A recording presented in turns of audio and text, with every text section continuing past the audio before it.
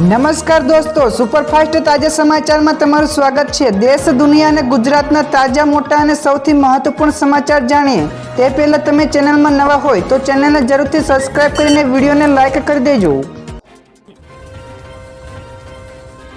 સૌથી પહેલા દોસ્તો આપણે વાત કરીએ તો હવામાન વિભાગની નવી આગાહી। ગુજરાતમાં હવામાન વિભાગે નવી આગાહી જાહેર કરી છે। તે અનુસાર હવે રાજ્યમાં હીટવેવની શક્યતા નહિવત છે। તો આવનારા 3 દિવસ તાપમાનમાં ઘટાડો થઈ શકે છે। તો પવનની દિશા બદલાશે, તેથી ગરમીમાંથી આંશિક ઘટાડો થશે। તો 3 દિવસ પછી તાપમાનમાં ફરી એકવાર વધારો જોવા મળશે, તો તેવી આગાહી કરવામાં આવી છે। તો આકરી ગરમીને વચ્ચે તેનાથી બચવાના ઉપાયોને ખાસ ધ્યાનનું પાલન કરો। તો બાળકો અને વડીલોનું પણ ખાસ ધ્યાન રાખવું।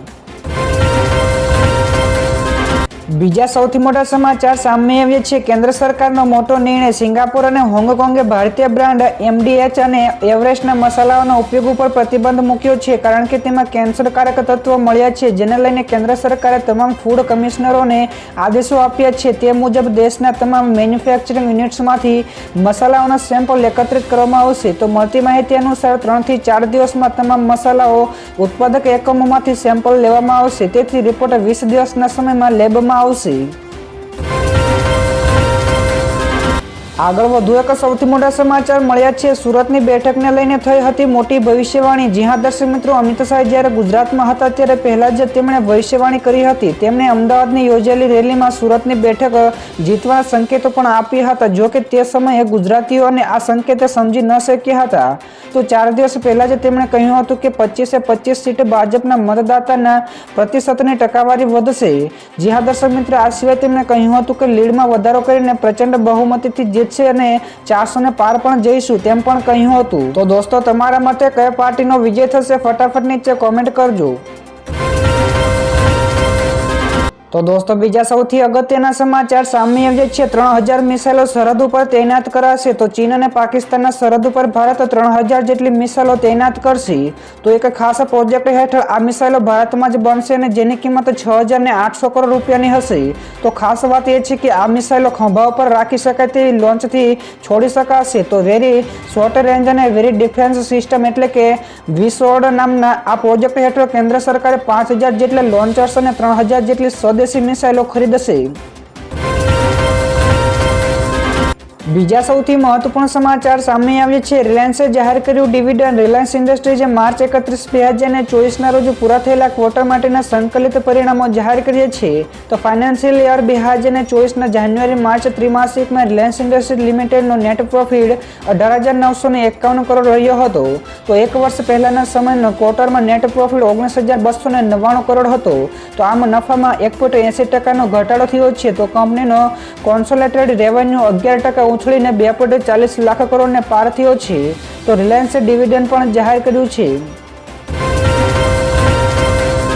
ફટાફટ દોસ્તો, આગળના બીજા સૌથી અગત્યના સમાચાર। પીએમ મોદી ફરી એકવાર આવશે ગુજરાતના પ્રવાસે। તો પીએમ મોદી ફરી એકવાર ગુજરાત આવવાના છે। તો 1 મેના રોજ ગુજરાતના સ્થાપના દિવસે ત્યારે પીએમ મોદી દાહોદ અને પંચમહાલના ભાજપ ઉમેદવાર માટે પ્રચાર કરશે। તો લીમખેડામાં તેઓ ચૂંટણી સભા સંબોધન કરશે। તો મોદી પંચમહાલ લોકસભાના ઉમેદવાર રાજપાલસિંહ જાદવ અને દાહોદના લોકસભાના ઉમેદવાર જસવંતસિંહ ભાભોર માટે ચૂંટણીના પ્રચાર કરશે।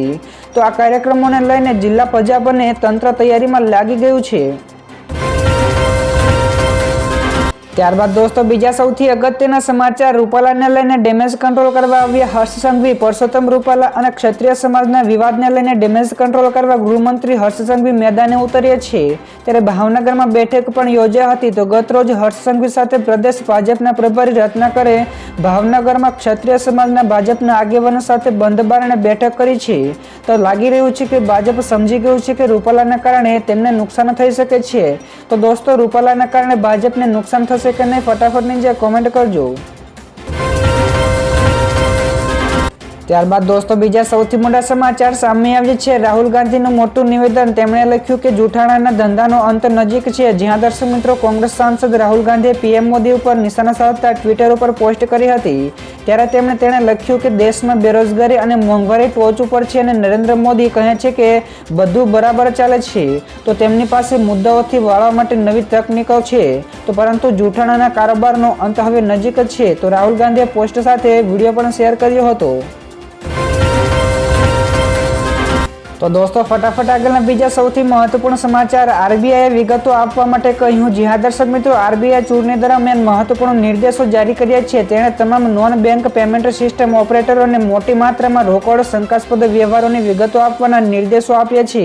ત્યારે ઉમેદવારો ચૂંટણીમાં રોકડ જમા કરાવવા માટે ઇલેક્ટ્રોનિક ચૂકવણી પદ્ધતિઓનો ઉપયોગ કરી શકે છે. માટે રૂપે, રોઝપે, પેટીએમ, ફોનપે, ગૂગલ પે જેવા કાર્ડનો નેટવર્કનો વિગતો આપવા માટે કહ્યું છે. તો દોસ્તો બીજા સૌથી મોટા સમાચાર સામે આવ્યા છે. ચીનમાં સદીનું સૌથી મોટું પૂર આવી શકે છે. તો ચીનના રાષ્ટ્રીય હવામાન વિભાગે જણાવ્યું કે દક્ષિણ ચીનના દરિયાકાંઠાના વિસ્તારમાં વાવાઝોડું ત્રાટકી શકે છે. તો આ વાવાઝોડાની અસરથી ચીનમાં સદીનું સૌથી મોટું પૂર આવી શકે છે. તો ચીનના હવામાન વિભાગનું કહેવું છે કે આ પૂરથી 12 કરોડ લોકો પ્રભાવિત થશે. તો ચીનમાં તોફાન જોતા 20,000 લોકોને સુરક્ષિત સ્થળોએ મોકલવામાં આવી દીધા છે. તો ઇમરજન્સી સેવાઓ પણ એલર્ટ મોડમાં ઉપર છે. તો પૂરના કારણે હેલો શહેરમાં ભૂસ્ખલનથી 35 જેટલી ઘટનાઓ પણ બની છે. તો દોસ્તો ઝડપથી આગળના બીજા મહત્વપૂર્ણ સમાચાર, એપલ 5 લાખ ભારતીયોને નોકરી આપશે. જ્યાં દર્શક મિત્રો, એપલ આગામી 3 વર્ષમાં ભારતમાં 5 લાખ લોકોને નોકરી આપી શકે છે. તો આ નોકરીઓ વિક્રેતાઓ અને ઘટકોના સપ્લાયર દ્વારા આપવામાં આવશે. તો એપલ ભારતમાં એપોઇન્ટમેન્ટ પણ વધારી રહ્યું છે. તો એપલના વેન્ડર્સ અને સપ્લાયર્સ ભારતમાં 1.5 લાખ લોકોને રોજગારી આપે છે. આમાંથી ટાટા ઇલેક્ટ્રોનિક્સ, જે એપલના 2 મેન્યુફેક્ચરિંગ પ્લાન્ટનું સંચાલન કરે છે, તે સૌથી મોટી જોબ જનરેટર છે. તો કંપની ચીન કરતાં પણ ભારતમાં વધુ રોકાણ કરી રહી છે. ત્યારબાદ દોસ્તો બીજા સૌથી અગત્યના સમાચાર સામે આવ્યા છે. તિરુપતિ મંદિર ટ્રસ્ટે 1161 કરોડ રૂપિયાની એફડી એટલે કે ફિક્સ ડિપોઝિટ કરી. તો તિરુમાલા તિરુપતિ દેવસ્થાનમાં મંદિર ટ્રસ્ટે આ વર્ષે 1161 કરોડ રૂપિયાની એફડી એટલે ફિક્સ ડિપોઝિટ કરી છે. તો આ ફિક્સ ડિપોઝિટ સાથે ટ્રસ્ટની ફિક્સ ડિપોઝિટની રકમ 13,287 કરોડ રૂપિયા ઉપર પહોંચી ગઈ છે. તો ટ્રસ્ટ પાસે 18,817 કરોડ રૂપિયાની રોકડ પણ છે. તો આ વિશ્વનું સૌથી ધનિક મંદિર ટ્રસ્ટ છે, જે વિવિધ સ્થળોએ 7,163 જેટલા એકરમાં ફેલાયેલી કુલ 960 જેટલી મિલકતો પણ ધરાવે છે. ત્યાર પછી દોસ્તો આગળ ભારતના હવામાન વિશે પણ ખૂબ જ અગત્યના સમાચાર મળ્યા છે. 4 રાજ્યોમાં હીટવેવનું એલર્ટ જાહેર. તો હવામાન વિભાગે આજે 4 રાજ્યોમાં હીટવેવનું એલર્ટ જાહેર કર્યું છે, જેમાં બિહાર, ઝારખંડ, પશ્ચિમ બંગાળ અને ઓડિશાનો સમાવેશ થાય છે. ત્યારે ગઈકાલે દેશમાં સૌથી વધુ 46 ડિગ્રી તાપમાનમાં ઝારખંડના પૂર્વ સંઘભૂમિમાં નોંધાયું હતું. તો આ સિવાય છત્તીસગઢ, ઉત્તર પ્રદેશ, મધ્યપ્રદેશ, આંધ્રપ્રદેશ, તમિલનાડુ, પુડુચેરી અને ગુજરાત અને મહારાષ્ટ્રમાં પણ તાપમાન 42 ડિગ્રી સુધી પાર પણ કરી ગયું હતું. તો દોસ્તો ફટાફટ આગળ શેર માર્કેટના સમાચાર પણ મળ્યા છે. તો લીલા નિશાન ઉપર ગઈકાલે બંધ રહ્યું હતું શેર બજાર. તો સપ્તાહના પહેલા દિવસે એટલે કે ગઈકાલે શેર બજારમાં તેજી જોવા મળી. તો સેન્સેક્સમાં 560 પોઈન્ટના ઉછાળા સાથે 73,648 અંક ઉપર બંધ રહ્યો, જ્યારે તે જ સમયે નિફ્ટીમાં પણ 189 પોઈન્ટનો ઉછાળો જોવા મળ્યો હતો અને 22,336ના સ્તરે બંધ રહ્યો હતો. તો ટ્રેન્ડિંગ સેશન્સના 30 શેરોમાં 26 શેરો વધ્યા અને માત્ર 4 શેરો ઘટ્યા હતા. તો જીઓ ફાઇનાન્શિયલ સર્વિસના શેરોમાં પણ ગઈકાલે 3% વધુનો વધારો થયો હતો. ત્યાર પછી દોસ્તો બીજા સૌથી મહત્વપૂર્ણ સમાચાર સામે આવ્યા છે. ગુજરાતના ટાપુઓ બનશે પર્યટનનું કેન્દ્ર. ગોવા, લક્ષદ્વીપની માફક ગુજરાતના દરિયાઈ વિસ્તારોમાં આવતા ટાપુઓનો વિકાસ કરવા માટે રાજ્ય સરકારે આયોજન શરૂ કરી દીધું હોય તેમ લાગી રહ્યું છે. ત્યારે ગુજરાતના દરિયાઈ વિસ્તારોમાં 144 જેટલા નાના મોટા ટાપુઓ આવેલા છે. તો સમાચાર એ છે કે રાજ્ય સરકારે 18 જેટલા ટાપુઓને પ્રાથમિકતાના ધોરણે અલગ તારવ્યા છે, જેમાંથી 13 જેટલા ટાપુઓ પર પર્યટન વિકાસ થઈ શકે તેમ છે. તો તબક્કાવાર આ ટાપુ પર સુવિધાનું નિર્માણ કરવામાં આવશે. ત્યારબાદ દોસ્તો આગળના બીજા સૌથી મોટા સમાચાર મળી રહ્યા છે. એચડીએફસીના ચોથા ક્વાર્ટરમાં નફામાં વૃદ્ધિ નોંધાઈ. જ્યાં દર્શક મિત્રો, એચડીએફસી બેંકે જાન્યુઆરી-માર્ચ ક્વાર્ટરના પરિણામો જાહેર કર્યા છે.